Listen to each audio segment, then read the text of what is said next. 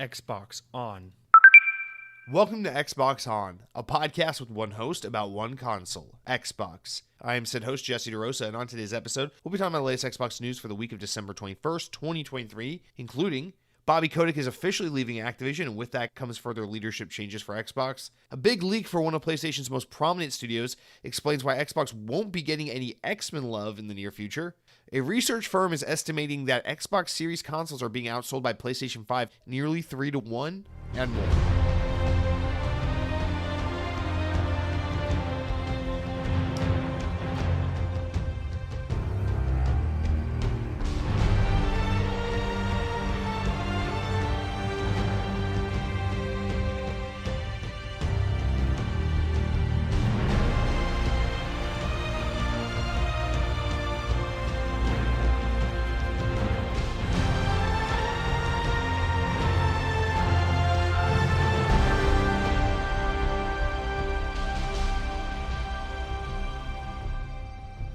On this day in Xbox history, in the year 2013, 10 years ago, Zombie Defense Squad was released as an Xbox Live indie game on the Xbox 360 worldwide.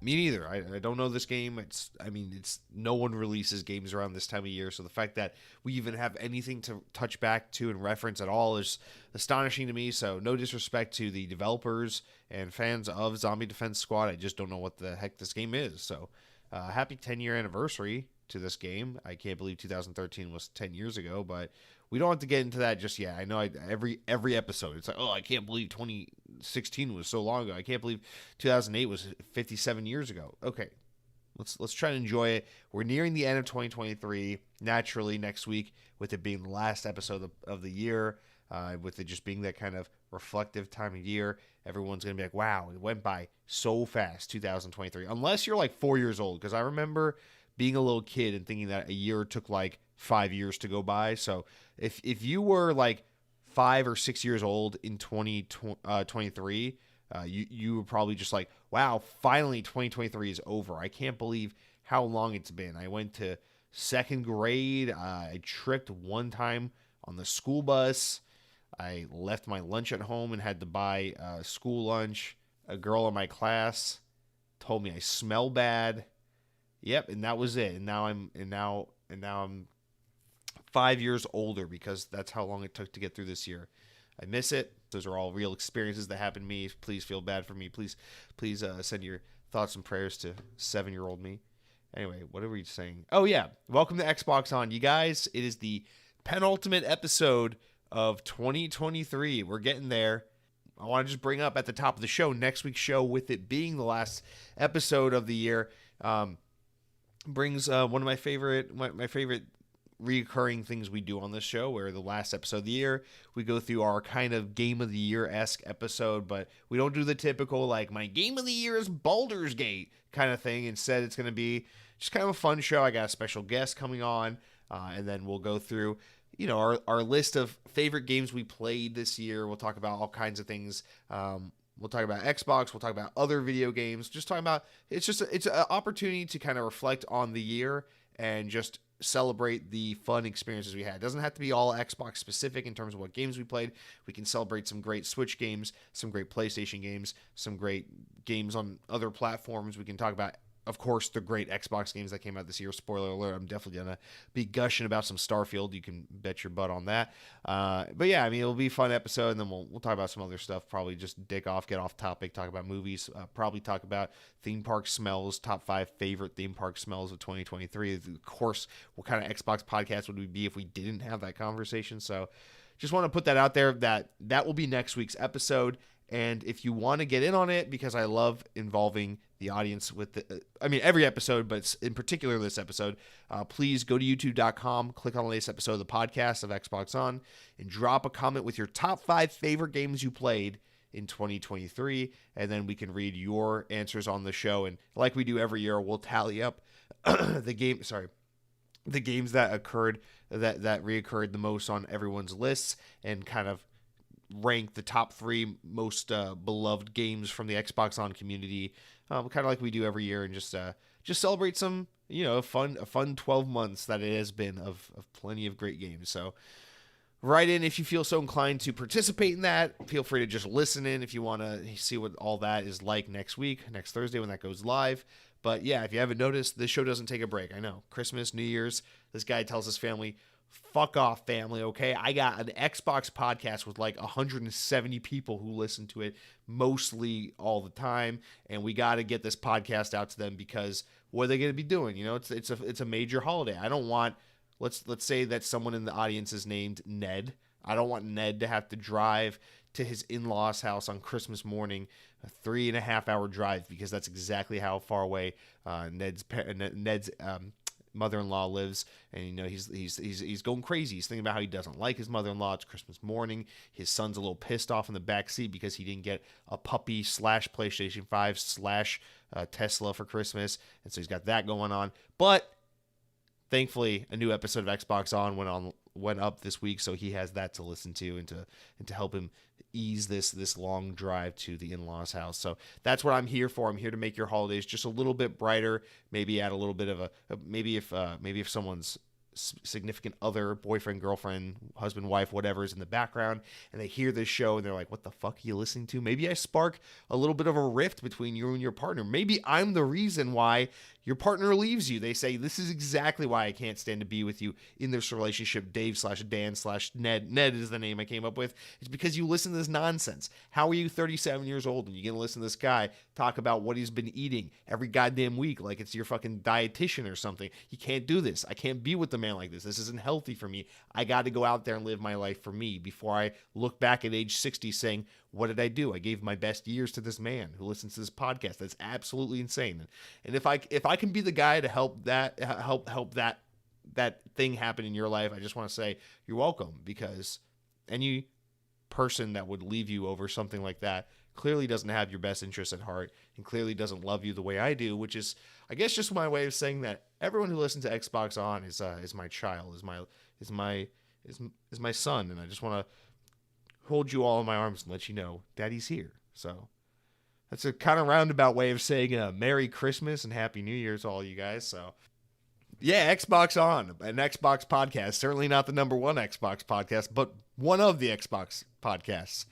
Normally this is the part of the show where we talk about the notable game releases of the week, but unless you're the developers of Zombie Defense Squad, you probably know better than to release a brand new game just days before Christmas, so that's not happening. We're not talking about that this week. We probably won't really have anything to say there for a couple weeks, which gives us the opportunity to just steamroll right on ahead to the mildly amusing stories of mild amusement. Yes, as a reminder, it is that time of year where there's just not a whole lot of news to talk about. Although I must say, I was doing the notes for the podcast last night, Tuesday night, and I was like perusing the usual suspects: Windows Central, VGC, Verge, IGN, just looking like, is there any big story that happened this week?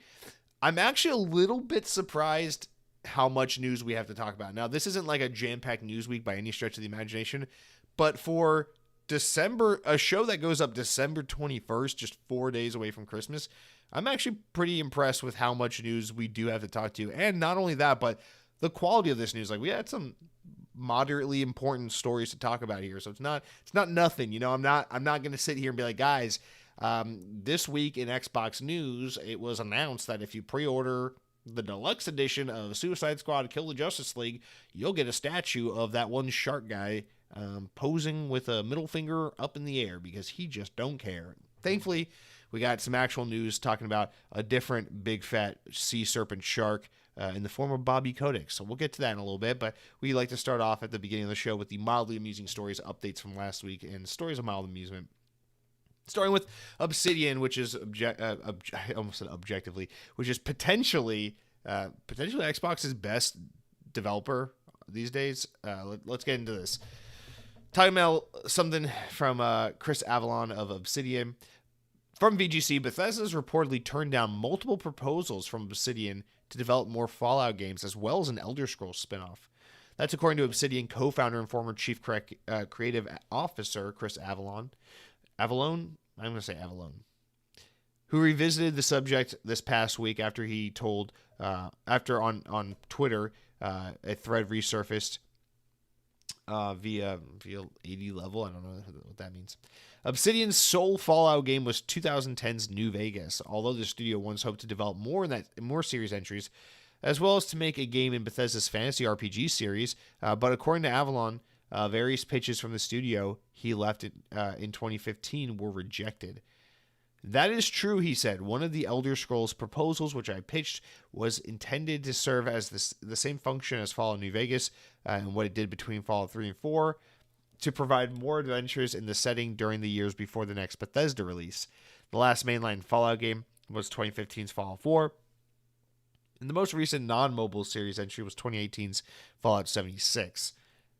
Now, I must say, this anecdote, while not like insanely shocking, although I do find it quite interesting to think that Obsidian expressed or pitched ideas for an Elder Scrolls spinoff. I don't know why that sounds so surprising to me. It sounds like something right up Obsidian's wheelhouse, but I don't know, man. It's like if we could have gotten Elder Scrolls New Vegas, I feel like that could have been truly one of the great open world single player action RPGs of all time. So that just seems like a massive missed opportunity. But with that comment aside, I do feel like this lends a little bit of credibility to that theory that circulates from time to time, although I think this is more a joke than anything. It's kind of said in jest, but maybe there is a little bit of credibility to that notion that a lot of why Obsidian never did another Fallout game or worked on another Bethesda game or Bethesda franchise following Fallout New Vegas is because Bethesda got insecure that people were just going to like Obsidian's version of Fallout or Elder Scrolls more than Bethesda's version, because it just blows my mind that after all these years, after Fallout 4 being a big hit but not, what Fallout 3 was, and after Starfield being a commercial success and a moderate critical success, but, not just absolutely failing to capture the world's attention in the ways that games like Skyrim or Fallout 3 did, it does become more and more evident that maybe Obsidian just feels, or Bethesda feels a little insecure that Obsidian are a little more capable than they are.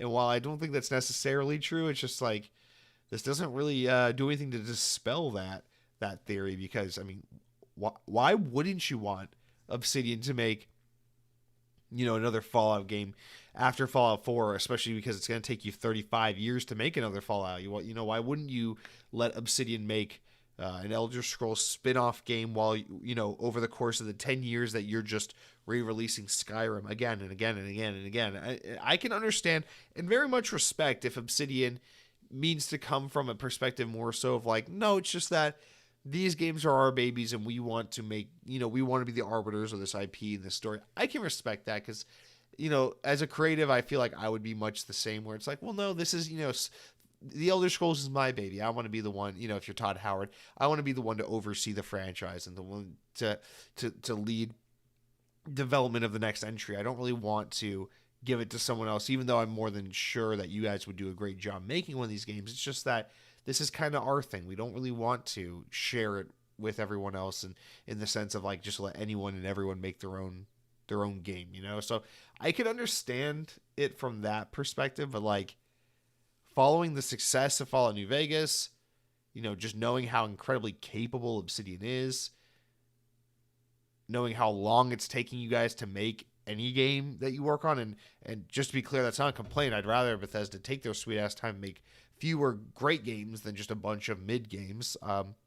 Why wouldn't you want Obsidian to do another New Vegas or make a spinoff in the Elder Scrolls franchise? I don't know, man. That just seems kind of crazy to me. But fun little, I guess, little appetizer, or what's it, amuse-bouche or aperitif? What does it mean? No, not aperitif. That's alcohol. Whatever. A little bite to amuse the palates as we head into the appetizer, which is our next story. One that I'm just very excited about because coming off of the Game Awards, this is still by far the announcement that had me the most hyped, which was Sega's announcement of not 1, not 3, not 4, but 5 classic Sega IP that are being brought back with new entries on the way. And we got a little bit more information on that. From VGC, Sega's provided some new details about its recently announced reboots of 5 classic series. At the Game Awards this month, the company said it was developing new entries in the Jet Set Radio, although I call it Jet Grind Radio. Jet Set was the Xbox one, Jet Grind was the Dreamcast one, but whatever. Jet Set Radio, Streets of Rage, Golden Axe, Shinobi, and Crazy Taxi series. In a slide presentation during a management meeting last week, Sega provided a few additional details on the upcoming games, which were described as follows. So for Crazy Taxi, the little tag, the little descriptor they put was innovative and fresh style driving action, cheerful feeling of freedom, cross fusion of nature and city. Peel out the new stage of Crazy City. So I think Crazy City is probably that environment we saw, I guess, in the trailer briefly. But I'm, innovative and fresh style driving action.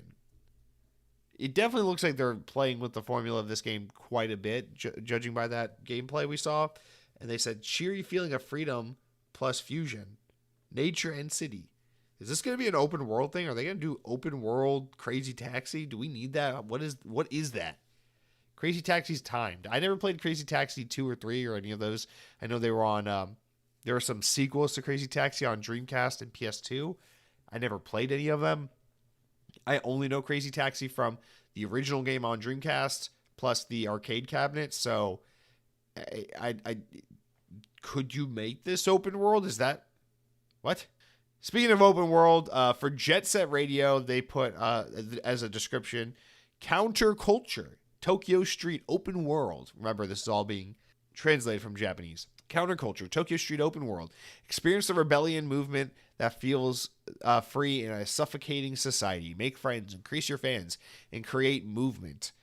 Create a movement. That sounds like a spirit. That sounds like a natural evolution of what Jet Grind Radio was. So that one actually makes sense. It seems like they're going to try to add some kind of like it just seems like they're tweaking what it was already.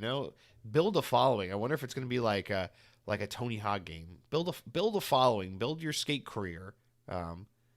Whatever. I would welcome a Jet Grind Radio game that just basically apes the campaigns from Tony Hawk games and puts them in the style of a Jet Grind Radio game. I'll take it. So that just sounds like Jet Grind Radio to me. For Shinobio, sorry, I'm a little sick this week. I have a head cold, so I'm having a hard time speaking English, more so than usual.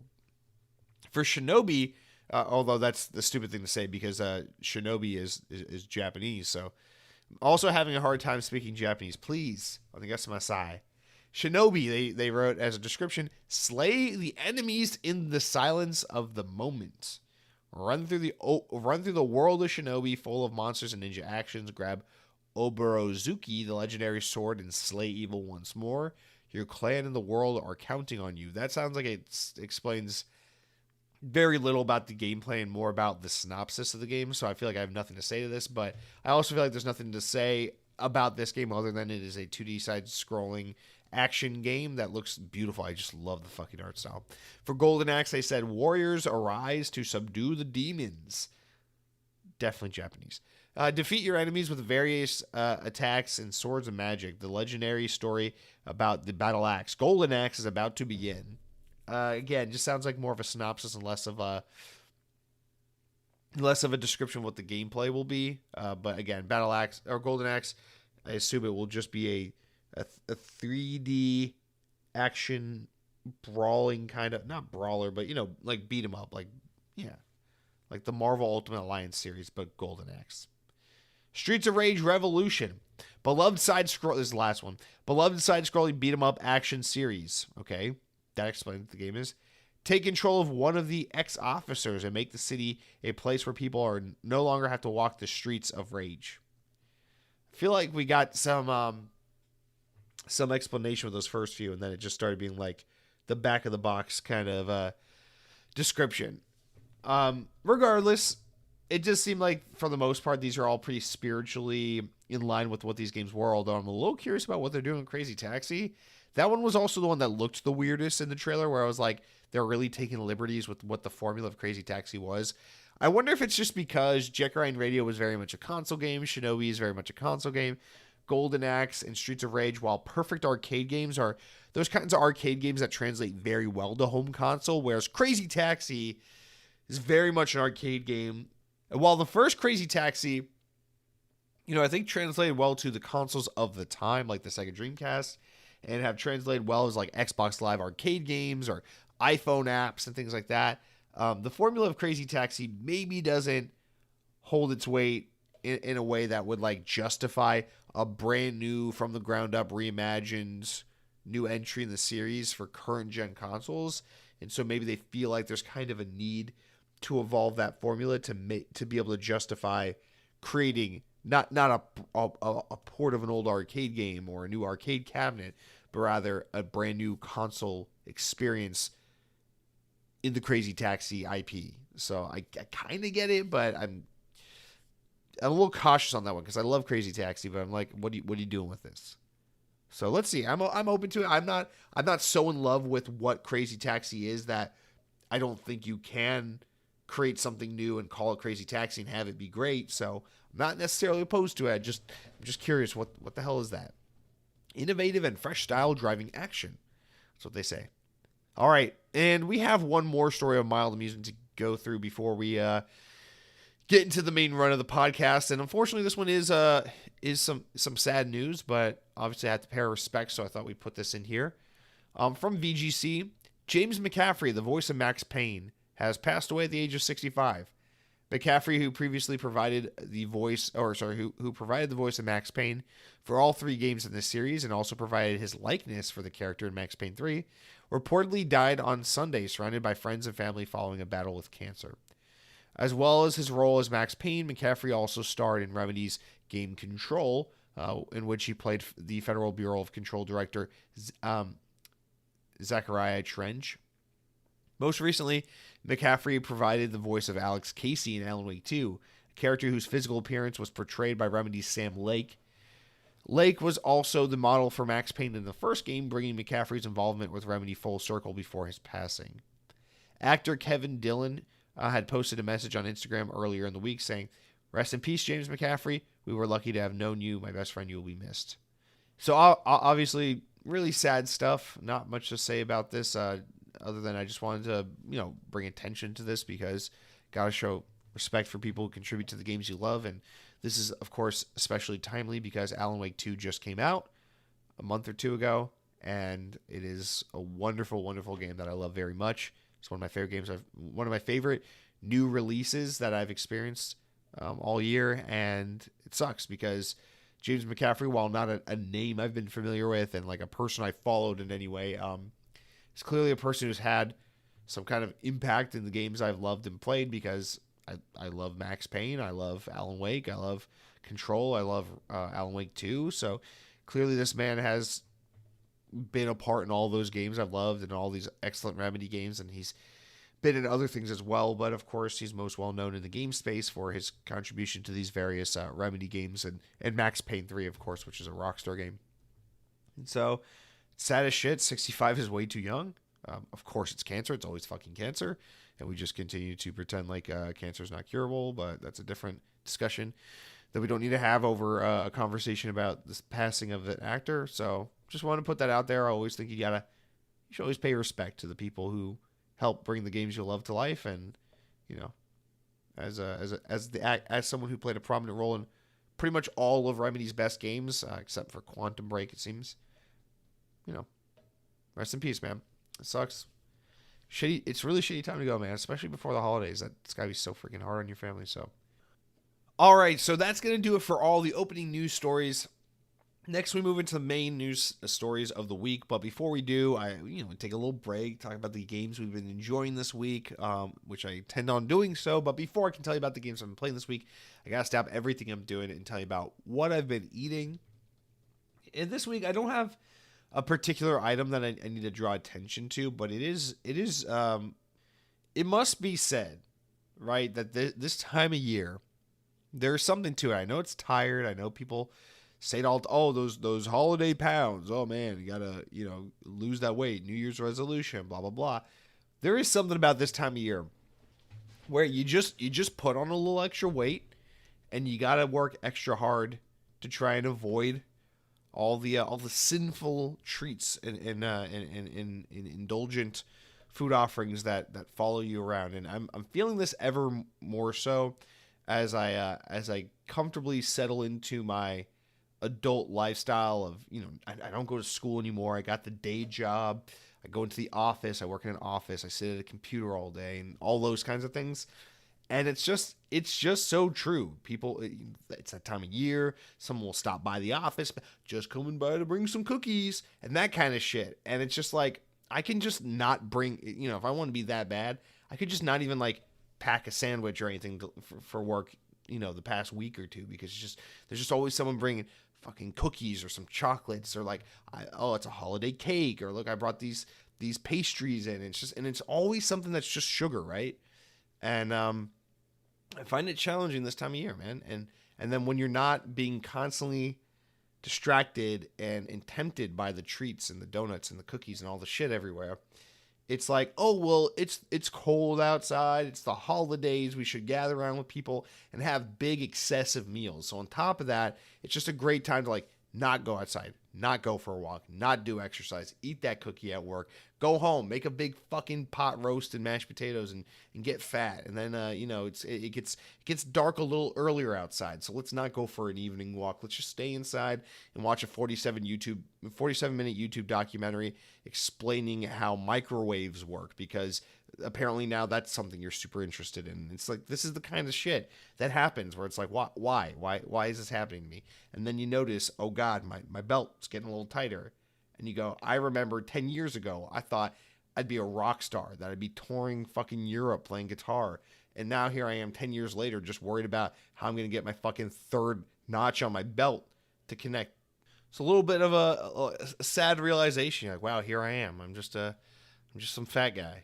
Because Donna brought fucking brownies into the office, and I don't have enough autonomy, and I can't take enough responsibility for my own actions to just say, hey, thanks for bringing the brownies, and then make the decision on your own not to eat them.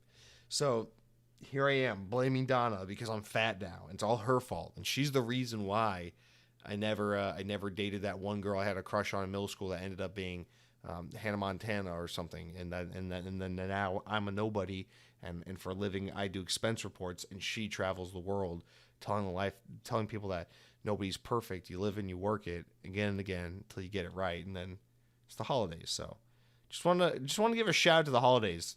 It's crazy. Even here in Florida, man, it's crazy too, because I would have never believed this, but even in Florida around this time of year, it's just like, yep, it's dark at 5:24 p.m. and it's surprisingly, for some reason, every year in Florida since I moved here, it's like it just gets really cold around Christmas and New Year's just because it's supposed to be, and then it goes back to being summer all the time. So like 2 weeks ago, sweating my ass off, wearing shorts, flip-flops, it's all good. It's Florida.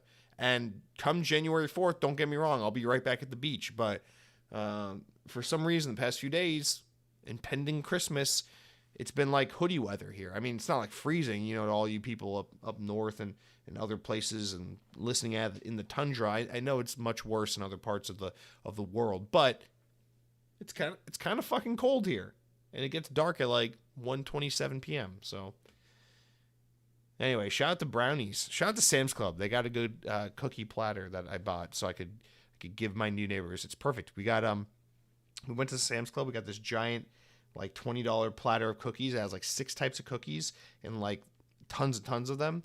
And so this is what you do. This is how you justify having a Sam's Club membership if you live in a household where it's just you and one other person. You buy the box of cookies for $20 that comes with like 67 cookies or whatever it is. And then you get these little tins at the dollar store, and you put most but not all of the cookies in these tins. And then you go to the houses next door to you, and you knock on the door and you say, "Hi, we're the new neighbors. Here are some cookies. Please don't let your dog shit in our driveway." Right? A little passive way of being like, "Hey, we're nice. Don't fuck with us, please." And then you're like, oops, just so happen to have 17 leftover Sam's Club cookies. And they got freaking chocolate chip peanut butter. They got s'mores. They got the freaking pecan praline, whatever the hell this is. The sandy donut thing. I don't know what these flavors are. And they're all good. And then, you're like, oh, it's podcast night. Let me just throw together a quick salad. That'll be quick, easy, and healthy. I'll have some grilled chicken and salad. Doesn't fucking matter if you're going to eat 3 cookies before and after the salad, dumbass. So that's it for what I've been eating, guys. Is it an eventful way to do our final what I've been eating of the year? Well, not really. We probably won't talk about what I've been eating next week because next week's podcast is going to be very different kind of show. So we won't have the traditional format. So I'm just realizing right now I'm ending the year on a what I've been eating that is basically just defeatist, gluttonous, and sad, man. And it's just pathetic, man. So anyway, it doesn't all have to be that way because let's move on to what I've been playing, which isn't defeatist, which isn't sad.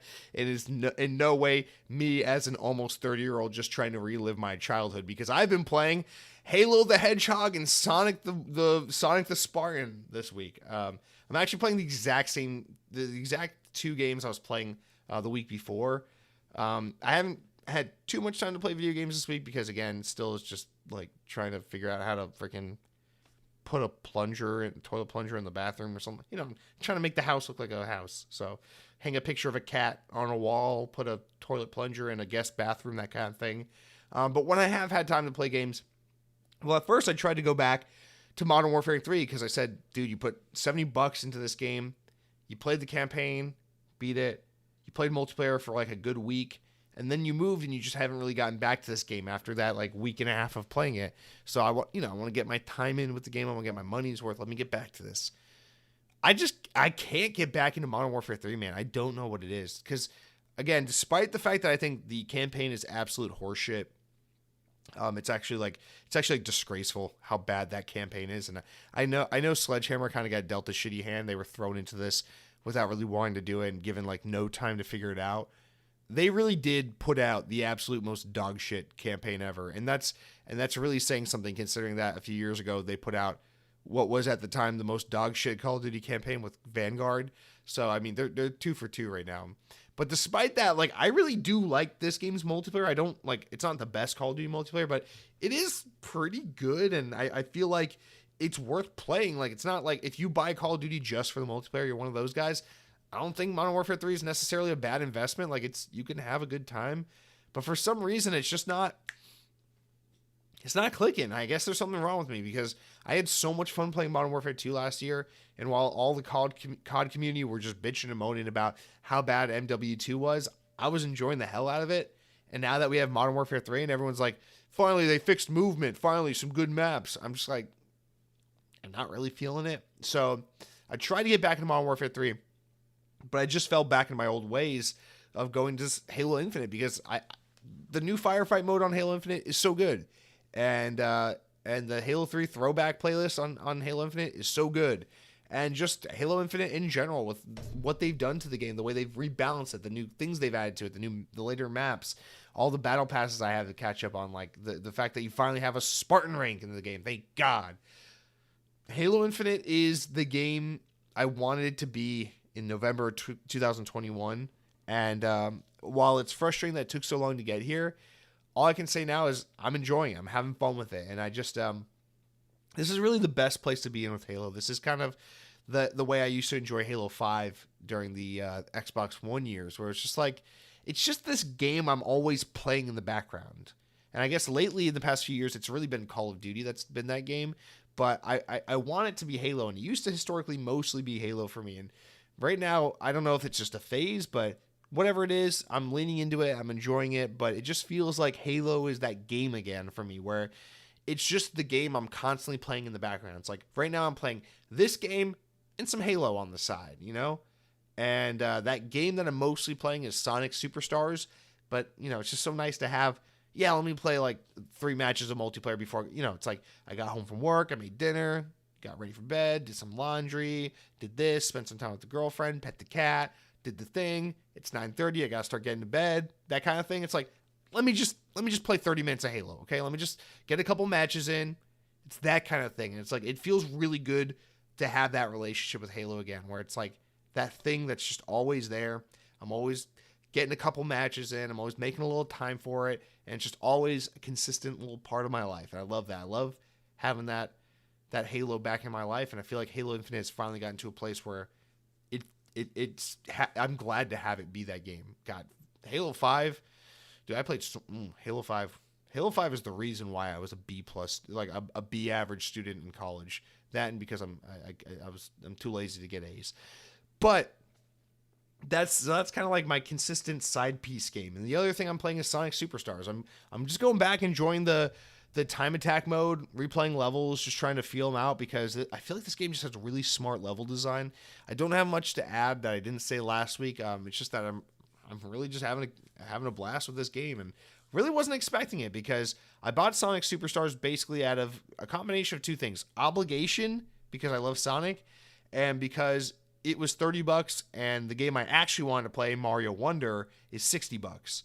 And while I still very much want to play Mario Wonder, I can't wait to finally get into that. I can't help but feel like Sonic Superstars kind of ended up satiating that need I had to like go back and play some. There's something about this time of year. I don't know what it is. I think I just always want to play like a fun little 2D platformer game around this time of year. Like, I remember Kirby's Epic Yarn came out around this time in 2010. And that was like my Christmas game that year. And like, I remember, what year was New Super Mario Bros? Was that 2009? I remember New Super Mario Bros. Was that game for me that year. It's just like, I just love, there's something about like Christmas and a new little fun, lighthearted family kind of 2D side-scrolling platformer game that I just always like to have. And Sonic Superstars is like really scratching that itch. And I know Mario Wonder is probably better, and I really want to play it. I'm still really itching to get to it, but I kind of feel like if I have to hold off for now, Sonic Superstars really did give me what I was looking for, and I'm very, very satisfied with this game. So there's that. On the other hand, I am starting to look towards my next game. I'm going to sunset my time with Sonic Superstars, move on to something else, but I'm trying to figure out what I need this next game to be, because I'm a little torn. Like, while on the one hand, I want to get Mario Wonder and just give my Switch some goddamn attention for once in its life, what I really want to do is download either Atlas Fallen, which I will say Atlas Fallen is probably the number one game that came out in 2023 that I didn't play but really wanted to play. And it's on sale for $35 right now, so I'm like really tempted to try that. But then I'm also like, no, you could go even cheaper, because I really want to play Batman Arkham, like the Batman Arkham trilogy. I have it. I bought it forever ago. And I really want to finally just play these games, because I'm really anticipating Justice League Kill the Suicide Squad, Suicide Squad Kill the Justice League, literally the exact opposite of what I said. I'm really anticipating that game. I know people aren't like high on it at all, but I think I'm going to enjoy it a lot. And so I feel like I need to really just force myself to play this Arkham trilogy once and for all before that game comes out. So I'm kind of leaning towards going back to Arkham Asylum. So I don't know. Atlas Fallen, Mario Wonder, or Batman Arkham Asylum. That's kind of where I'm at. It's one of these three games, and I suspect in the next 48 hours or so, I'll know which one I'm going for. So the options are free, $35 or $60. So gotta figure out which one I want to do next. That's it for what I've been playing. That's it for what I've been eating. I don't know. I don't know what's going on. When did this candle get on my desk? All right, let's take a quick break, and then we'll get into the main news topics of the week. So be back in 2 seconds. All right, let's jump into the news. This first one, all about Bobby Kotick leaving Activision and leadership changes at Xbox. It's kind of a long one. There's a lot to this. I read through it twice already today and was like, okay, how can I trim this? But really, I feel like we just need to read through the whole thing. And you know what? We only have like 3 stories to talk about anyway, so why not? So let's just start from the top, and we'll break it down from The Verge. That's right, not VGC, The Verge. Activision Blizzard CEO Bobby Kotick is stepping down officially on December 29, 2023. Microsoft has not appointed a direct replacement, instead has rolled a suite of Activision Blizzard executives. Blizzard executives. God, let's try again. Including Blizzard President Mike Ibarra, former Xbox, Activision Publishing President Rob Kotick, and the Activision Blizzard Vice Chair Thomas Tipple. Under Microsoft's Game Content and Studios President Matt Booty. So all of these heads, all these VPs, all these executive suite guys will now be under Matt Booty. Kotick's departure comes just 2 months after some Xbox leadership changes that saw Sarah Bond promoted to Xbox President, leading all Xbox platform and hardware work, and Matt Booty promoted to President of Game Content and Studios, including overseeing Bethesda and ZeniMax Studios. Now Booty is getting even more responsibilities with Bethesda, Activision Blizzard, and Xbox Game Studios all under his watch. So that is a absolute massive role. And let me use the exact same adjectives. Absolute massive promotion from Matt Booty for him to, I mean, that is insane. And we'll get to that in a second. But continuing on, Microsoft is largely keeping the leadership team of Activision Blizzard in place with some executive level exceptions. Activision Blizzard Chief Communications Officer Lulu Mesri, who's very vocal on Twitter during the acquisition, will leave the company at the end of January. Interesting. Okay, so put a little pin in that. Sorry, I'm highlighting some things I just want to circle back to when we're done reading. Humam Sakhinini, I want to be nice and try to pronounce these names, who is vice chairman of Blizzard and King, who will also depart at the end of December, along with Kotick and Lulu Cheng. A number of Activision Blizzard executives will depart the company in March as well. So they're losing some top talent at Activision along with Bobby Kotick. So it wasn't just the main guy. Brian Bulato, Chief Administrative Officer, Julie Hodge, Chief People Officer, and Armin Zerza, Chief Financial Officer, and Grant Dixon, Chief Legal Officer, are all reporting to the Microsoft Gaming equivalents, while Thomas Tipple, Vice Chairman of Activision, will report to Matt Booty for now. He will depart Microsoft in March alongside the other Activision executives. Thomas, Brian, Julie, Grant, and Armin will all continue to help with the transition through March 2024, says Xbox Chief Phil Spencer in an internal memo obtained by The Verge. Additionally, the memo from Matt Booty announced some changes taking place at ZeniMax and Bethesda, including that Jill Braff has been named the new head of the studios. Braff worked out the integration team when ZeniMax and Bethesda joined Xbox back in 2021 and will now lead the studio development team. So she's behind a huge promotion there. And now that Pete Hines is left Bethesda. Microsoft continues to integrate Activision Blizzard into its expanded Microsoft gaming business, and it's clear Matt Booty is now taking more responsibility than ever before. Xbox fans are now waiting to hear Microsoft's plans to add Activision games to Game Pass. Spencer previously blamed the deal's long regulatory process for having a lack of a back catalog of Activision games available on Game Pass, warning that we'd have to wait until 2024 for news on that addition. Activision Blizzard also revealed on Twitter ahead of the Microsoft deal closing that Modern Warfare 3 and Diablo 4 both won't come to Game Pass in 2023, and Phil Spencer's full internal memo to the team goes as follows. Quote, earlier today, Activision CEO Bobby Kotick formally announced that Friday, December 29th is his last day at Microsoft Gaming. Under Bobby's watch, Activision Blizzard in its many incarnations has been an enduring pillar of video games. Whether it's Call of Duty, World of Warcraft, Candy Crush Saga, or a number of other titles, his teams have created beloved franchises and entertained hundreds of millions of players for decades. I'd like to thank Bobby for his invaluable contributions to the industry, his partnership in closing the Activision Blizzard acquisition, his collaboration following the close, and I wish him and his family the very best in their next chapter. With Bobby's impending departure, we are taking the next steps to align Activision Blizzard with Microsoft Gaming by making the following organizational changes. So he starts off with the kind of PR obligatory, like, thank you for all you've done. Now we are handing the reins off. So the new organizational changes are as follows. Thomas Tipple, Rob Kotick, Mike Ibarra, and Tijolf Somerstad, who we just named most of, will now be all reporting to Matt Booty. The leadership teams at Activision Blizzard, Blizzard King, will remain in place with no changes to the structure of how the studio and business units are run. But Brian Bulato, the Chief Administrative Officer, is now reporting to Microsoft's Chief Operations Officer, and they go on and on. Their CPO is now going to report to Microsoft or the Xbox's gaming human resource person, and so on and so forth. So some people who have like adjacent or similar roles will now report to people in Microsoft's equivalent. So it's like the Activision version now reports to the Xbox version. And then they end by putting Lulu Cheng Mesri at the end where they say that she's leaving at the end of January, but she's agreed to support Carrie Perez, the general manager of communications, on a leadership transition plan for the Activision Blizzard community team, which will report to Carrie. Additionally, Humam Sakini, vice chairman of Blizzard King, will depart at the end of December, and he thanks them both for their service. So that right there is a very important thing to put a pin in as well. And then I'm going to read this last bit of Phil's memo before we move on to Matt Booty.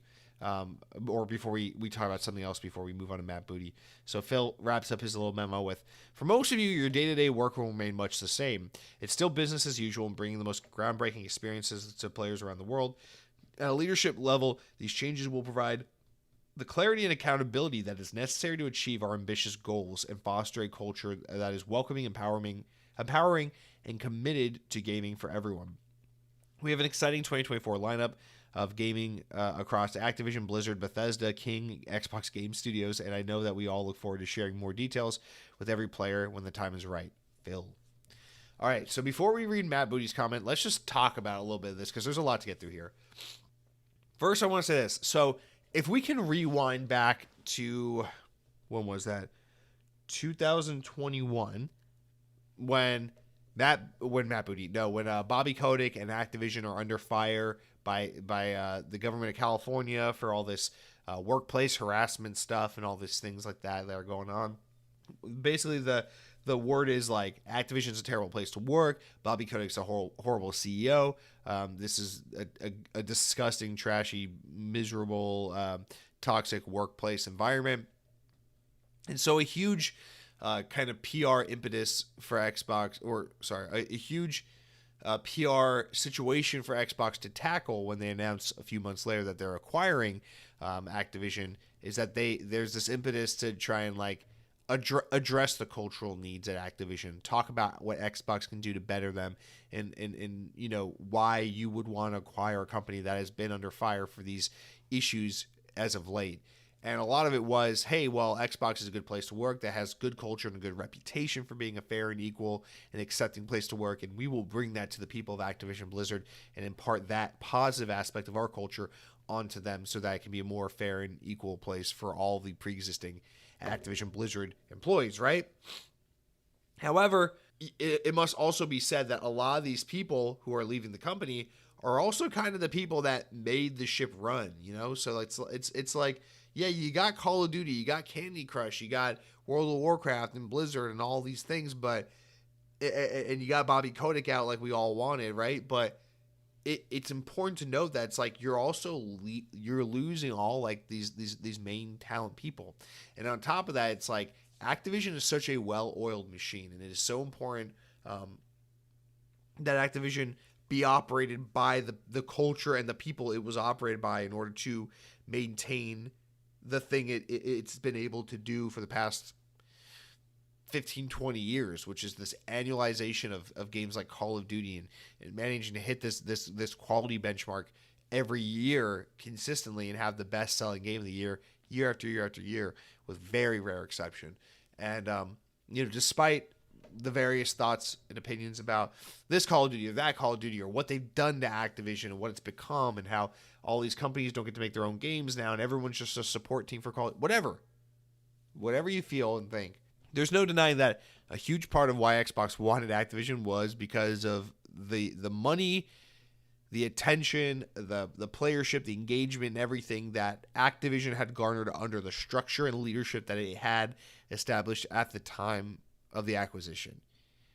And there's no doubt in my mind that Xbox wants to keep that gravy train going, that operational train going exactly as it was. But you can't do that by losing half of the people at the top and by telling the rest of the people, you all report to Xbox now.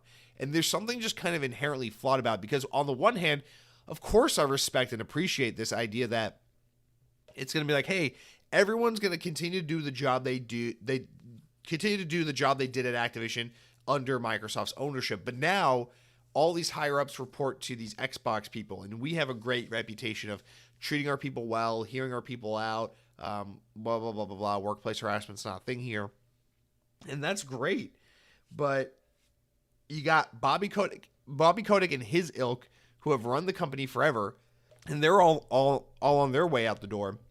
And then you got Matt Booty and the team at Xbox, who have arguably squandered and struggled for over a generation of games now to figure out how to get the most groundbreaking games, how to manage teams to be the best they can be, to get games out in a reasonable time frame, to push games to be that next level kind of game that's going to grab the attention of a mass market and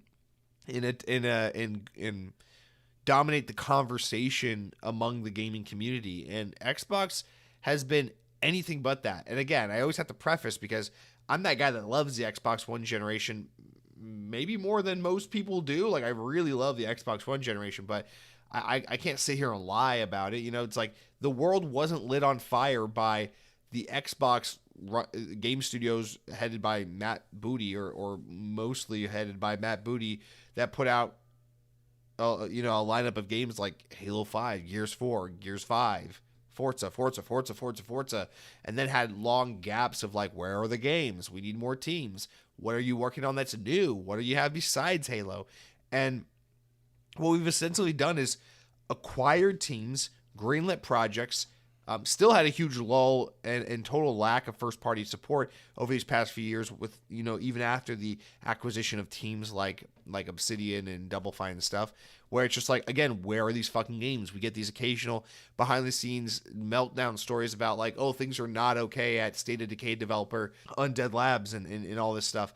And all this is still happening under Matt Booty's watch. And while Xbox still hasn't really been able to have the output they needed to have to make the games they needed to make, and to garner the respect and attention and command the enthusiasm from the gaming community that they've been so desperately trying to garner, he's been promoted and promoted and promoted.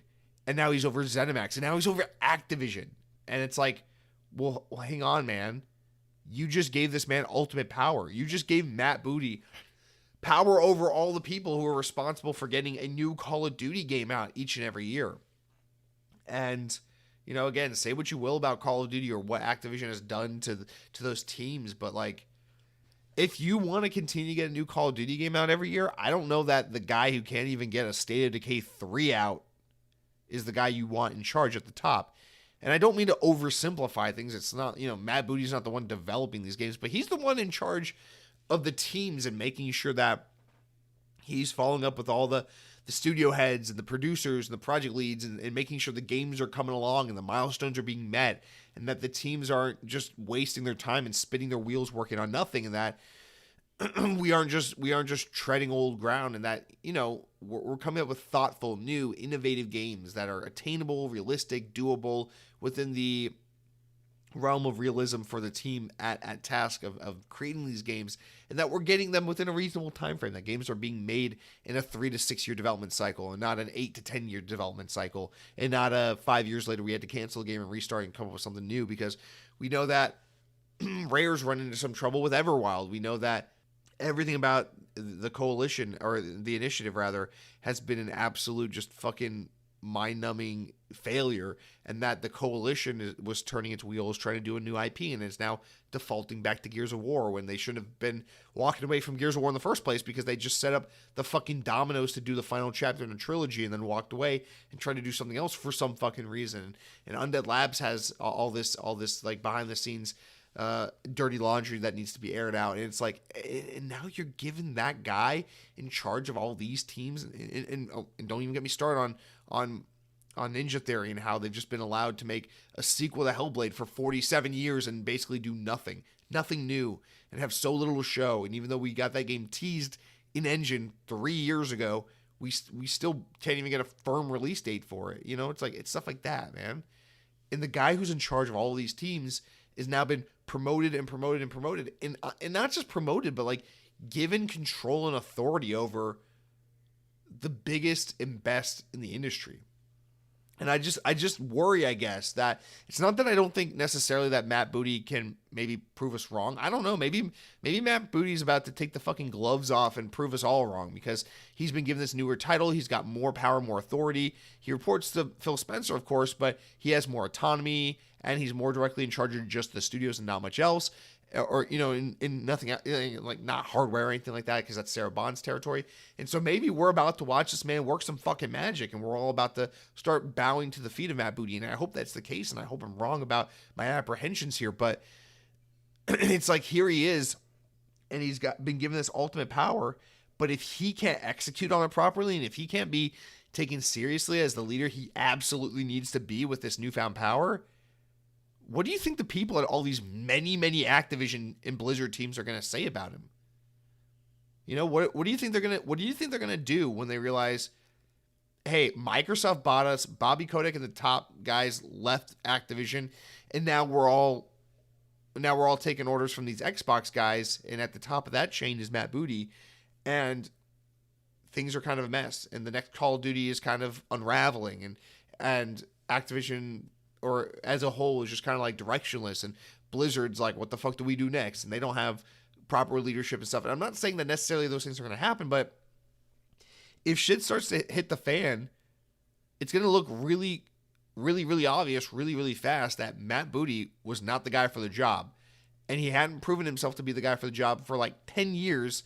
And now he's being promoted to like the man times 10. And I just think it's kind of fucking wild, because I understand Microsoft wants to implement their culture, but also be hands off, but also be accepting and welcoming, and have a sense of accountability in case there is a workplace harassment or inequality or discrimination, and they want to right the wrongs of what Activision was experiencing before Microsoft announced that they were going to buy them. But like, I don't know, man. Like, are you sure you got the right guy to hand all the keys to the kingdom to? Like, because Matt Booty hasn't really proven us. He really hasn't proven himself in the past, and I just don't know that this was the right move. Like, I'm a little skeptical of it, if I'm being completely honest. And I hate to say that, because Matt Booty seems like a capable guy. He seems like a good guy.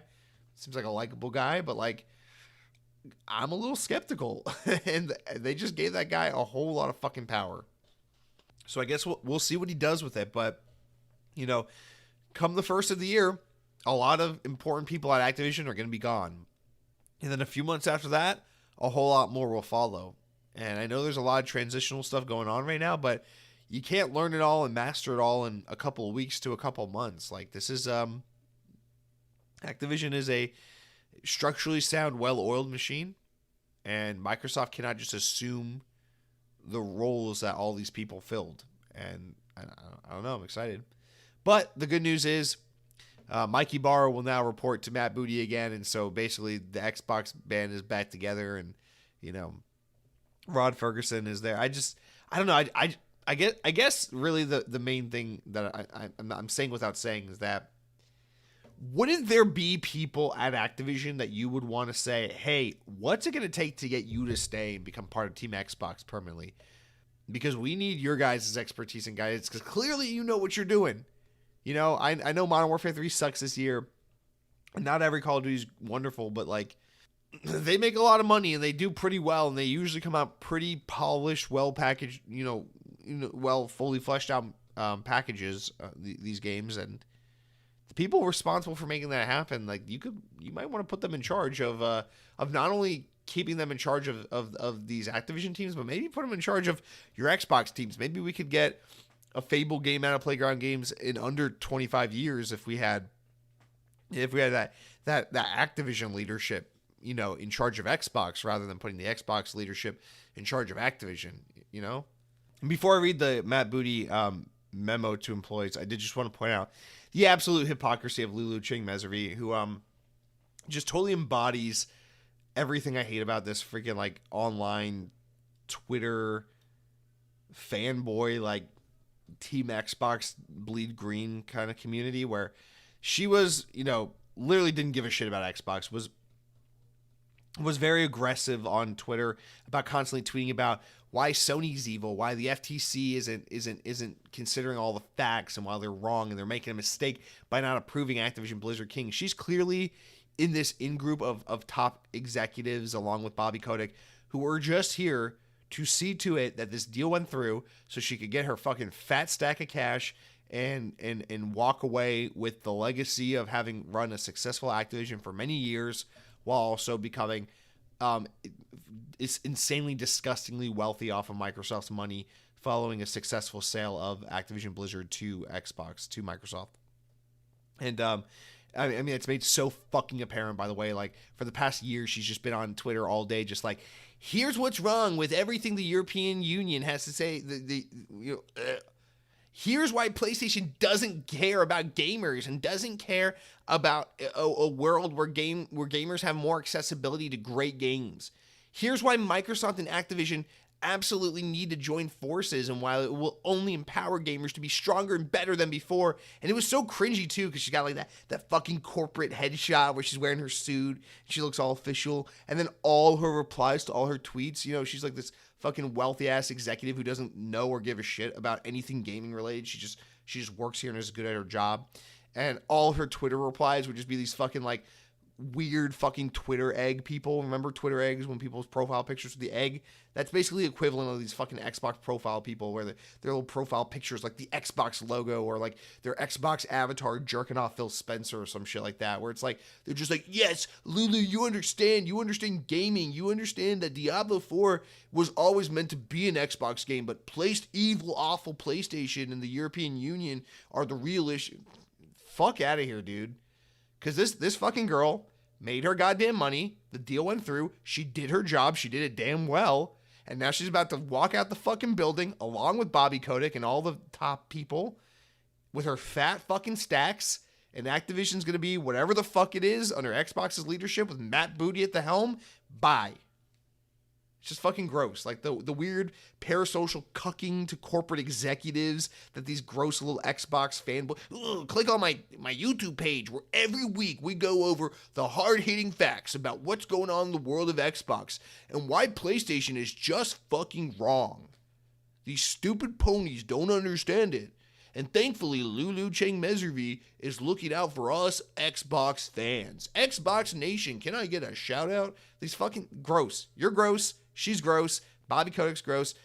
Corporate executives are gross. But you know what's not gross? Denny's, the Grand Slam, is still a wonderful value as the economy worsens. I mean, can you find the better value in all of American dining? I don't fucking think so. But anyway, let's move on. I almost said Bobby Kotick. Matt Booty, he's got his own memo, not to be outdone by Phil Spencer. He's got his own memo for employees. It's shorter, it's snappier, and I think it's a little more. There's a little more we can glean off of by reading this. So let's finish up with Matt Booty's internal statement here, his little memo, and then we'll move on to the rest of the news. Matt says, quote, "Today we are delighted to welcome the talented gaming development teams from Activision Publishing, Blizzard, and King to our game studios and content organization. Together with Xbox Game Studios and Bethesda, our studios organization will continue our mission to build world-class games that entertain and inspire players for blah, blah, blah, create lasting communities. In addition, today we're announcing Jill Braff as head of the ZeniMax Bethesda Studios. Jill has a wealth of experience in games and entertainment with the previous roles of Nintendo, Sega, Glue Mobile, Home Shopping Network, and Warner Bros., building an online and marketing business for Ellen DeGeneres' show. She was our leader for the integration work with ZeniMax Bethesda when we joined Xbox, and through that work, she's come to know many of their teams and leaders as well. Jill will be responsible for leading the ZeniMax Bethesda game development team, which will continue to operate as a limited integration and entities, as well as continue to oversee the Microsoft casual gaming team. Reporting to Jill will be Todd Howard, Todd Vaughn, Matt Firer, Paul Jensen, and Heather Cooper. Jamie Leder will remain in his role as CEO of ZeniMax Bethesda, reporting to me, Matt Booty, the man in charge, and will continue to support. He didn't say that part. And will continue to support the ongoing integration work to support the development of ZeniMax Bethesda portfolio of games. Robert Gray and Timothy Beggs will move to report to Todd Vaughn. All right. that means nothing to most of us. So let's continue on with this last part here that does matter, where he says, building on the successful launch of Starfield, and all the ZeniMax Bethesda studios are poised to create some of the most exciting and innovative games in the industry. I'm confident that Jill's leadership will, in support of the teams, along with the proven ability to build meaningful bridges back to Xbox, will further empower everyone at Bethesda to bring amazing experiences to our players. I want to thank each of you for your hard work. I'm excited for 2024, slated games, together we create amazing games and empower players. Matt, whatever. So the important thing here, because Phil's memo is very much about like, hey, here's the leadership shakeup with Activision, and Matt's very much like, hey, here's the leadership shakeup with Bethesda. Remember, Matt's been heading over Bethesda for a couple months since his change in leadership, and it seems like what's happening here is, Phil Spencer is basically kind of coming out and being like, with Activision, we're gonna have kind of a more immediate and obvious hands-on approach of like integrating the Activision Blizzard family into the Xbox games team. Whereas with, since 2021 when the deal was done, Bethesda's had kind of an arm's length kind of relationship with Xbox, where it's like Xbox Microsoft owns Bethesda and ZeniMax, but Bethesda and ZeniMax kind of operate independently and do their thing in a way. And what it seems like is Activision isn't getting that. I guess because Activision's losing so much of its top leadership right off the bat, that it has to kind of be integrated more immediately into Xbox. But with that, and maybe with the lessons learned of Starfield or just 2 years of owning ZeniMax and Bethesda, it seems like the plan now is to kind of do something similar with Bethesda, where it seems like Bethesda is slowly but surely becoming more controlled by and integrated with Xbox game publishing, Xbox Game Studios, and Microsoft's gaming leadership. So it does seem a little interesting in that sense, that there's a little more direct responding and Xbox kind of appointing people to do this and that. I mean, hey, it makes sense. Your Xbox, you spent $8 billion on Bethesda. Of course, you're going to have some kind of leadership. You're going to have some kind of say in the matter, and you're going to have some kind of way you're going to lead armies and appoint people to be in positions of power. But it just seems like, we get a little taste of Phil Spencer being like, hey, Activision people, you're gonna report to Bobby or to Matt Booty, but here's where all y'all are going and how that's changing. And then Matt is kind of doing the mini-me version of that by being like, okay, I'm going to try to have that same kind of memo, but with the team we've already been in charge of for 2 years. Here's the way all that's getting shaken up. But in both cases, there's more of an overarching, controlling Xbox or Microsoft gaming initiative over these umbrella publishers, which this is actually something I've been saying Xbox needs to do in a way, because I think over time, especially with Activision, I think Activision as a brand doesn't really stand to benefit Xbox all that much. I feel like you could get rid of that at a certain point. I mean, Call of Duty is the brand from Activision that matters, Blizzard matters and all their IP, but not so much Activision. And I feel like maybe ZeniMax is one of those names as well. Maybe Bethesda. Bethesda Game Studios is an independent name that stands strong on its own, but I feel like you need to slowly start to integrate these things more and more into Xbox, where it's less of like a Disney and Pixar and more of just like a Disney kind of thing, right? So it's not like Xbox and Bethesda and Activision. It just needs to be like Xbox. Although I think you could have like Xbox and Bethesda and Blizzard, I guess. I don't know. I just feel like you don't want to have so many massive entities that are so distinctively different from one another, that operate so independently of one another, to the point where it's like, what even is the dynamic of how these things are operated and run by the same company if they're all so foreign from one another? So there's got to be some kind of coherency and through line to all of it, and I feel like kind of moving Activision more into the Xbox umbrella is part of that. Anyway, that's all I have to say on this for now. Obviously, this is, it's no surprise Bobby Kotick's leaving. Good riddance. I'm glad that they didn't find some way to keep extending him out and keeping him there forever and ever and ever. But as someone who's very excited about the next couple of Call of Duties, because we got some Black Ops and Treyarch content on the way and in the works, I'm also very apprehensive and nervous about the future of Activision Blizzard, because I don't fully trust that Xbox and Xbox leadership have what it takes to carry out the task that previous Activision leadership were capable of doing. But whatever. That's a wait to be seen kind of moment. All right. Let's real quick talk about a couple other news stories before we round out for the night. PlayStation 5 outselling Xbox. So from VGC, we got another story here. PlayStation 5 outsold the Xbox Series consoles by almost 3-1 this year, according to an estimate from research firm Amper Analysis.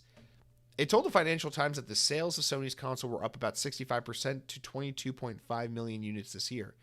In comparison, the annual Xbox Series S and X sales reportedly declined by 15% this year to 7.6 million, while the sales of Nintendo's aging Switch console fell 18% to 16.4 million units this year. The data was provided to coincide with Sony's announcement that PlayStation 5 had cleared 50 million units sold since launch in November of 2020. The console reached an estimated milestone just 1 week slower than PlayStation 4, despite having contended with a significant COVID-related supply issue, which have now been overcome. So PlayStation 5 reached 50 million units sold lifetime at this point, 1 week slower than PS4 did, but PS5 dealt with that 1.5 to 2 years of I can't find a PS5 anywhere because of COVID and production delays. It's insanely impressive. Meanwhile, Xbox sales are down 15%. And the estimate is that PlayStation is outselling it 3-1. I think the estimates right now for Xbox is that this series consoles combined is somewhere around like 22 to 25 million units, and that like 70% of those consoles are Series S's. So that means like that's insane. I mean, that means like maybe 6 million people. 5 or 6 million people have an Xbox Series X. Like I find that almost impossible to believe. Like it just sounds like such a freaking low percentage of people. But man, this is that thing, man. It's just that we live in our little bubble where we're so ingrained in like in the gaming space and the gaming community and games media and news and all that. But like you look at the world around you, it's like PlayStation is destroying Xbox so badly, and it's not even funny. And Xbox does well, makes money, it's profitable, it's a good business. Microsoft looks at it and goes, "Hey, it makes money." But like, oh my God, compared to its next competition, it is becoming increasingly kind of a joke. And I don't. It just always comes back to that quote from that Kind of Funny interview that Phil Spencer did, right? We lost the most important generation in the Xbox One. Everyone built their gaming profile and their ecosystem and their library that generation, and now they're kind of stuck with their platform of choice because that's where their digital life is located. And it's so true, because even though the Series X and S are more marketable, more agreeable, better hardware than what came before it, even though so far Xbox Series S and X have had some pretty good first party games thus far in its lifespan, it's not moving the needle, and Xbox is doing worse at this point than it was doing with the Xbox One. It's so rough, and it's gonna take. I don't know, man. Like I want to say I really do believe at the end of the day that it is all about killer apps and the best games and all that, but it's going to take so many groundbreaking games on a consistent basis from Xbox in order to really start to eat into Sony's market share. I mean, it's got to be like Fable's got to hit, then Avowed's got to hit, then Hellblade's got to hit, and these games got to be like really great. Not like, oh, it's a good game. It's got to be like, they got to be great. They got to be games that get so much attention, like Spider-Man got, like Baldur's Gate got. They can't be games like Starfield where they do well, but there's a lot of controversy surrounding them. They just have to do very, very well, and there can't be like a year lull between big releases. There can't be these long 6 to 8, 10 month release like lulls. Like they gotta have something noteworthy and big every 3 months or so. It's like if Redfall and Starfield absolutely just stuck the landing so well, I think this year could have been an example of that. You had Forza and Starfield and Redfall and Hi-Fi Rush. If all those games got the same amount of love and respect and hype that a game like Hi-Fi Rush got, then maybe we'd be singing a different tune. But it's like you can't have Hi-Fi Rush is excellent, Redfall's a disaster, Starfield is good but it feels old and kind of like something we've seen and done before. Forza's really good but missing some content at launch. You can't have that narrative. It has to be boom, this is great. Boom, this is great. Boom, this is great. Boom, this is great. And you got to keep firing on all cylinders and hitting at a consistent pace, because otherwise, there's just PlayStation people aren't going to move consoles, or they're not going to pay attention to Xbox because you released one good game, or because you released a good game and then a few years later you had another good game, or because Game Pass just so happens to be the best value. It's like you need a consistent stream of great games to back it up. And they're positioned to do so well now because they have so many teams. PlayStation's in such a weird position right now where they've announced nothing. There's nothing going on PlayStation. Like, now is the fucking time to strike. The iron is so hot. But I just don't know what will ever do it for them other than absolute banger after banger after banger with great timing in between releases. And that is just such a specific and impossible task, and I just don't know that it can be done. All right, our final story this week is actually more of a PlayStation story, but there's some implications for Xbox as a result of this information. So, unless you're living under a rock, this week there was massive leaks at PlayStation developer Insomniac Games because some ransomware company or whatever got a hold of all this data. And held all the data ransom for $2 million, told Sony and Insomniac to pay up or they're going to release all this data. No one did anything, and so they released the data. And so now all this footage of Insomniac's upcoming Wolverine game have been leaked, and all this information about internal stuff at PlayStation, personal employee information data. It's really, really god-awful, terrible stuff. Mostly, the way this is affecting developers and people's personal information that are getting out there. Obviously, a really shitty situation for Insomniac and the people over there. But with this news, we got some, with all these leaks, we got some interesting little tidbits here that I feel like we should go over a little bit. Specifically keying on the things that pertain to Xbox or affect Xbox. So, along with the 1.7 terabytes of studio files that were dumped online. Among all that, part of the files and the documents was licensing details on this Marvel X-Men game, which Insomniac seems to be working on. So they're working on a Wolverine game. Insomniac, they made these Spider-Man games. They're working on a Wolverine game. But now it seems like, according to these licensing documents, that they might also be down the road working on an X-Men game, and that maybe it's a Wolverine game, and then that leads into an X-Men game as like the sequel. But according to these terms and conditions that have worked out with Disney, in Windows Central's view, this story comes by way of Windows Central.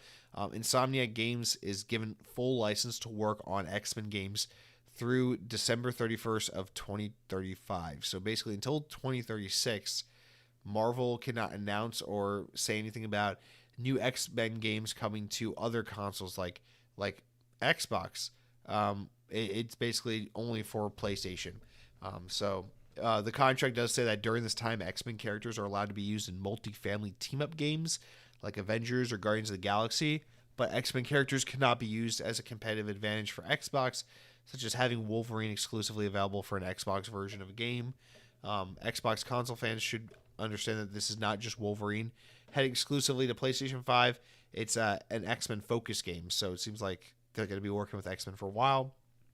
While these games will obviously be on PC as well, they will clearly not be coming to Xbox. So this is bad news for Xbox, because not that we were expecting this Wolverine game to come to Xbox in the first place, but it's just that, for the next 13 fucking years, we're basically guaranteed to not be able to get any X-Men or any X-Men game for Xbox, which is kind of just so stupid that we're hoarding off these IP. Although, I guess, what would you expect otherwise? I mean, was anyone expecting a Spider-Man game to come to Xbox anytime in the near future? No.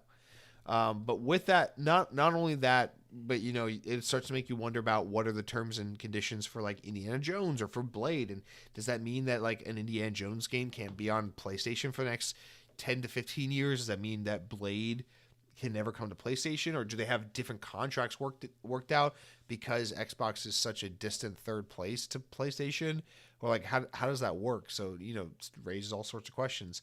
Then in addition to that, Windows Central also shares that separate from just the X-Men and Insomniac stuff, Sony allegedly goes into detail about how they view Microsoft's position moving forward, which is in this leaked data.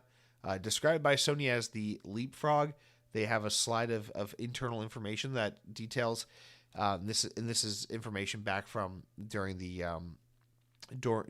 acquisition of Activision Blizzard, where Sony's internal slide details how Microsoft is aiming to build more of a mobile game store to compete with Apple and Google, and that they detail Microsoft having Game Pass and having Activision and Call of Duty as being something that could leapfrog PlayStation in their new initiatives to focus more on live service games and expanding to streaming and mobile and PC.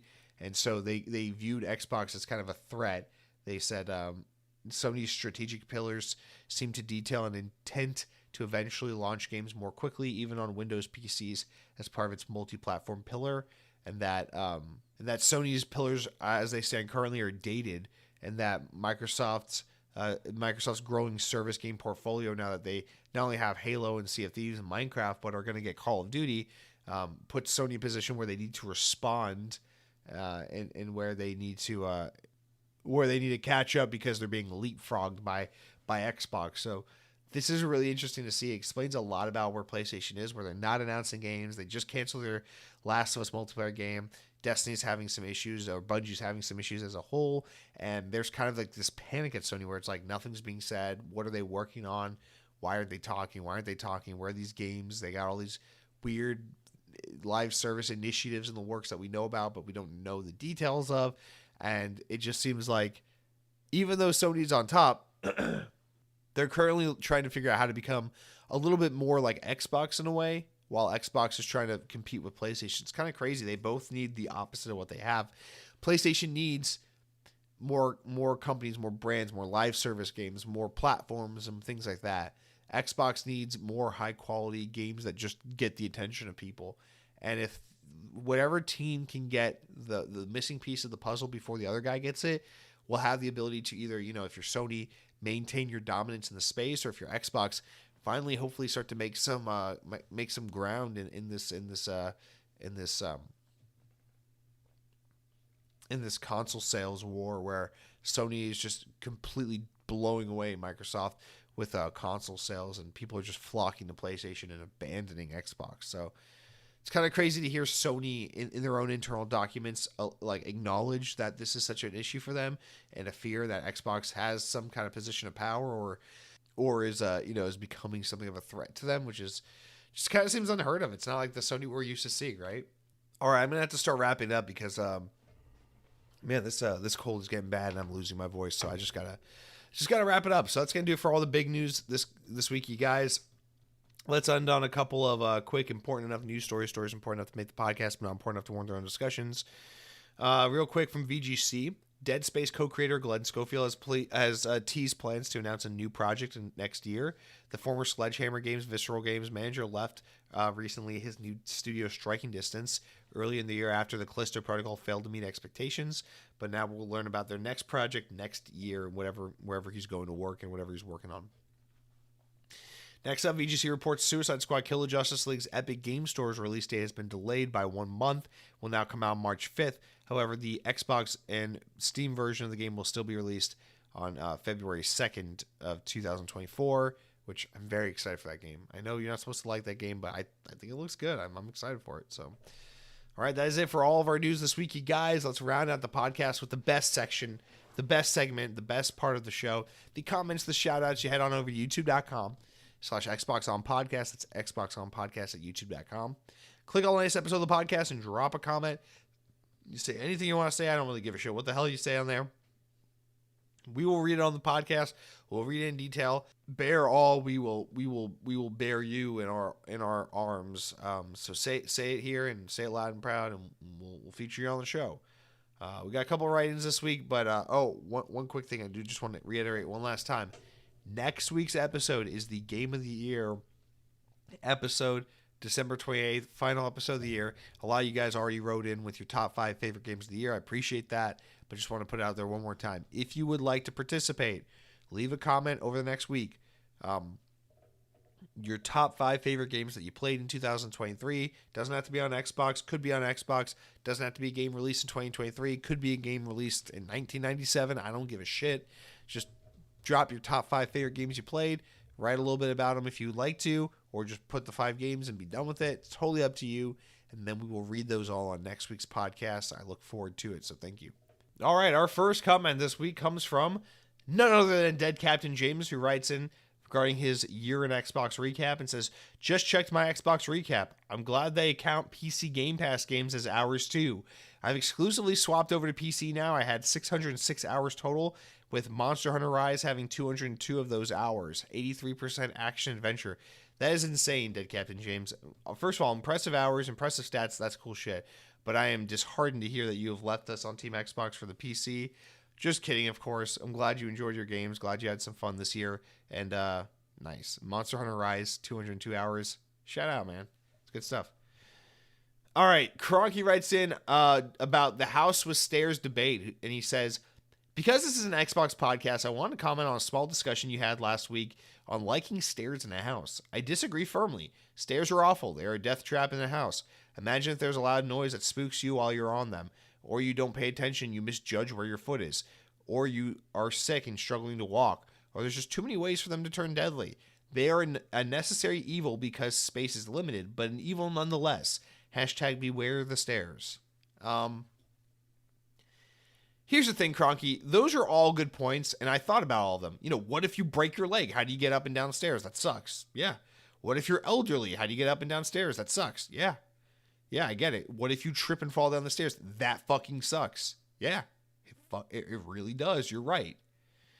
But that's like saying we shouldn't have cars. They're dangerous. People die in car accidents. Yeah, they do. It sucks. But cars are awesome. Stairs are awesome. I'm on Team Stairs.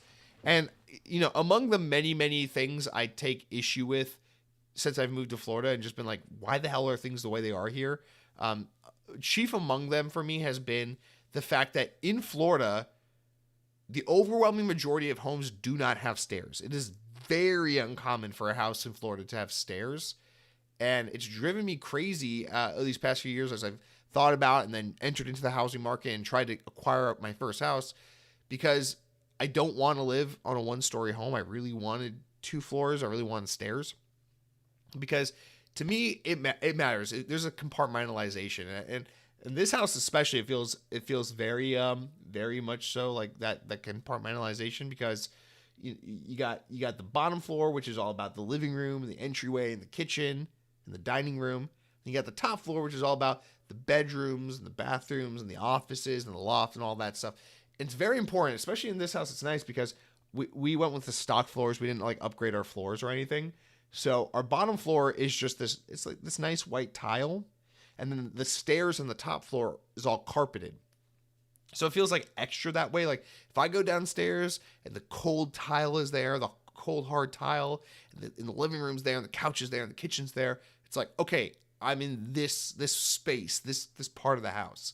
And then I touch the nice soft carpeted stairs. I go upstairs. I'm in my office. I'm in my bedroom, whatever the case may be. Now it's like I'm in the cozy dwelling spaces. I'm in the place where you go to sleep. I'm in the place where you go sit at your desk and get the work done.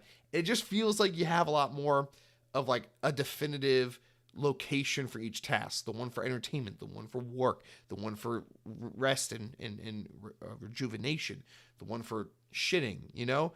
And I love that. I feel like stairs play a big role in creating that it's like, think of it like when you're in a video game and you have to like fast travel. You have to fast travel from like the city to the wildlands, or like from one building to the outside. And the thing that divides it is a loading screen. Like stairs are like the loading screen that take you from the snowy level to the sandy level, or the grassy level to the fiery level. It's like, that's why you need stairs in a house. It's the thing that separates the different levels, literally and figuratively. And so I understand that there are inherent risks with stairs and that they're not for everyone and that they can be dangerous. And I understand I guess in Florida, the reason no one has stairs is because hot air rises, so it makes AC bills more expensive in an already overbearingly hot state. And 2, Florida is the state of retirees and old people can't stairs. So I assume that's the reason why no home in Florida has stairs.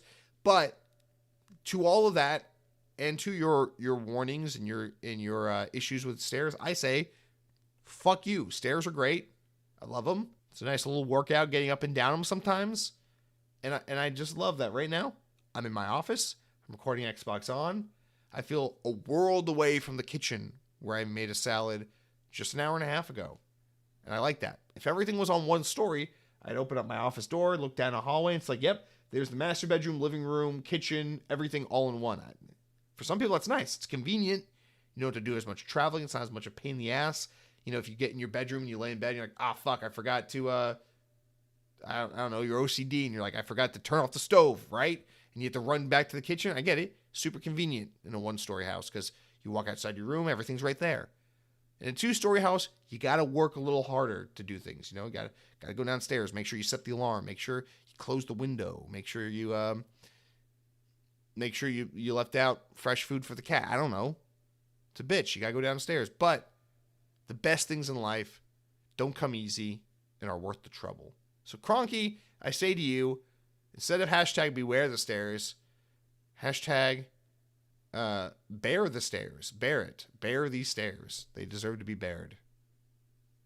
Fuck you. Anyway, physical/digital. Tim R writes in and says, at the risk of sounding like that guy who's overly concerned with physical games, it is frustrating that full price for digital versions of the same price as, it is frustrating that to pay full price for digital versions of the games that are the same price as the physical ones. I was thinking about it lately because it seems odd to me that when companies wouldn't use this as a way to incentivize customers to move to digital.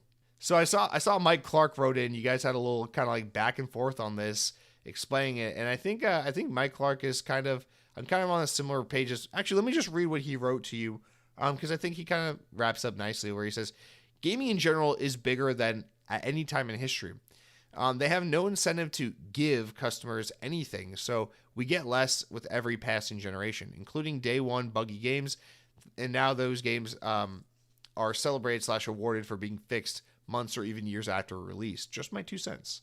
While I agree with a lot of your sentiment, the big thing here that I think is that they don't have to give you any incentive.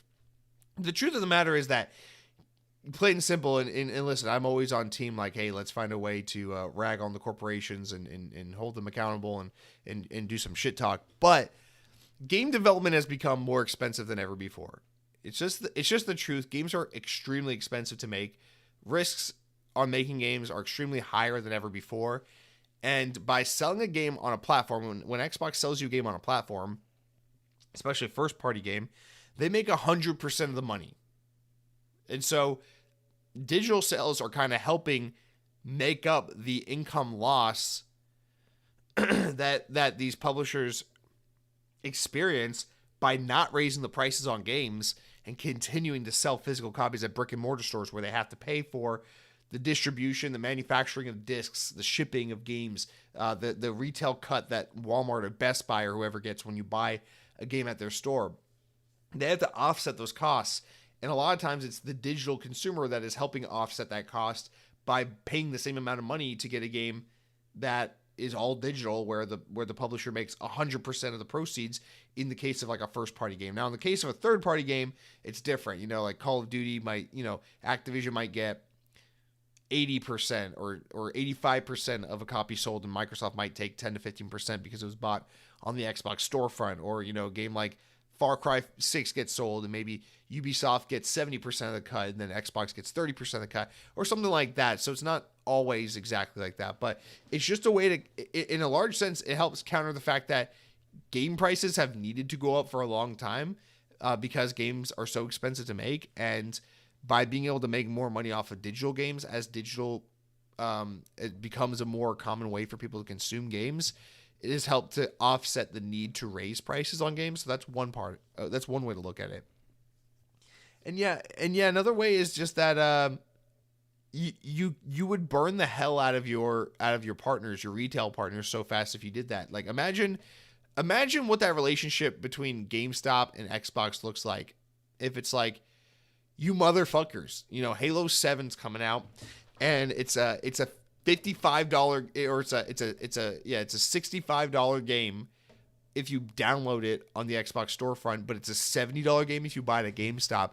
Like that's bullshit. Like because GameStop can't undercut. If GameStop carries a new $70 game, they gotta pay like 60 some odd dollars to get that game in the first place. They make a small profit off of the sale of that game, and so Microsoft's not going to sell that game cheaper, and they can't afford to undercut by selling it for less. So it becomes one of those things where it's like you immediately burn Target and Best Buy and Walmart and GameStop and all these vendors when you go, oh yeah, games are all $5 to $10 cheaper if you download them on a storefront instead of buying out at a brick and mortar store. Because now you're starting to hurt your partners that you're supposed to work with. And while I guess in theory you don't really technically need a good relationship with those brick and mortar stores because digital is the way of the future and it's where the most people have already headed and where more people are heading right now, the truth of the matter is you don't want to burn bridges with those people because you still want shelf space and advertisement space and you want to sell your consoles and your controllers, and we're not totally in an all digital world just yet, so you don't necessarily want to risk, losing shelf space at your local Target and things like that. So it's a couple things. It's about offsetting the increased price of game development. It's about keeping good relationships with your Amazons and Targets and Walmarts, and all these things. And it's about, to some extent, it's about what Mike Clark says. They don't have to give you an incentive. You're not owed anything. If they can make money, why the fuck wouldn't they make that money? So yeah, it's a little bit of column A, a little bit of column B. You can look at it cynically, optimistically, logistically. I mean, there's a lot of ways to look at it and make sense of it, but I don't see a world where anyone would do the nice thing for the consumer, especially if there's no legal bearing that makes them have to do so. So Tim R, I'm sorry, we can't be idealistic. We can't think about wouldn't it be nice, because the answer is no. It literally couldn't be nice. Would it be nice? Yes. Could it be nice? No. Tim R, I hope you're having a great week. And Mike Clark, you as well. Thank you guys for writing in. Our final comment of the week comes from Headhunting Halo. Sexy man. He says, it's a sad week indeed. No more E3. I will always remember waking up to the Microsoft day of E3 and cooking food and hanging out around the TV all day, rewatching trailers and getting hyped. Sucks that all that is gone now. By the way, Doritos is making a nacho flavor liquor. Yuck. That is repulsive. It's repulsive to think about a nacho flavor liquor. I don't want to think about any drink that is cheese flavored, so kill that thought. Yeah, man, that is the one thing about E3 that I will lament. And it hasn't really been the same for the last couple of years of E3, but it is certainly gone now. And I think this year really cemented it for me, because this was the year where we all kind of knew, like, that's it, E3's dead. And Summer Game Fest, I think it's just so kind of boring generally. It's like long. It's not really fun to watch. Like, good announcements are made during it, but it's not like exciting the way E3 is exciting. And I just lament the fact that it's like the way we get this news is so like spread out and not eventful and not fun anymore. And there's something that is definitely lost. And while the way we do it nowadays makes more sense, and it doesn't make sense to stop the whole games industry and be like, everybody on June 9th, we all have to be here the same day, and make sure you have a really good build of your game ready to go, and make sure you spend millions of dollars on advertisement space and sending all your teams out here to be at this convention and do all the, like, it doesn't make sense anymore, especially in a world where games are so tedious to make and every game's always getting delayed left and right and we need all the time we can get. It doesn't make sense. It's way smarter for an Xbox or a PlayStation or someone to control the marketing and just be like, hey, we have a digital showcase in a couple weeks. We're going to show you. That's it. It's way cheaper. It's way easier on your teams. And it's logistically way smarter to do that. And it works. But that being said, I am very grateful, as it seems like you are as well, to be from a generation where we're all going to grow up and remember what it was like to wake up on like June 7th, 2008 or whatever, whatever day it was, and be like, today's the fucking Xbox E3 press conference. I can't freaking wait. And I feel like so many of us have those memories. Like, order a pizza, it's E3. Like, oh man, my friend's coming over. We're going to watch the showcase together, and stuff like that. And like, I'm so glad to be a part of, to have been brought up during that time, because I've been glued to the fucking TV watching E3 like that. I mean, since I was a wee lad. I was born in 95, and I was probably E3 hooked as early as 2003, I want to say. So, like, I'm so grateful that was my upbringing, the world I got to grow up in. And I definitely feel sad for, like, the kids coming up who are going to be, like, big hardcore gamers. And they're going to be like, yeah, I remember being 6 years old and watching some internet troll get up on stage and threaten to kill Jeff Keighley at the Game Awards or some shit like that. It's like, oh man, you'll never know. You'll never know what it was like. And that sucks, because it was something special. But unfortunately, it served its purpose. Its time has come. And now we move on to a ever increasing all digital future where nothing ever happens and no one ever goes anywhere in person anymore. And that's that. Remember that one time the Xbox 360 Slim came out in 2010? And everyone in the room got an Xbox 360 Slim that day. It was the most Oprah thing Xbox ever did. But thank you for writing in, Headhunting Halo. Thank you, everyone, for writing in. And that's going to do it for our podcast this week. I'm losing my voice, so I'm just going to sign off right now. But have a wonderful week. You guys, if you celebrate Christmas, Merry Christmas. If you celebrate something other than Christmas, have a great day. Happy, merry, whatever it is for you. We'll meet next week on the 28th. Can't wait to hear from all you guys. Go over our top 5 favorite games of the year. Very much looking forward to the last episode of Xbox On for the year. And then, of course, 52 more episodes next year. So thank you all for your time. Thank you for listening. Have a great week. Play some good games. Enjoy some good food. Enjoy time with families. Enjoy your holidays. And until next week, power your dreams.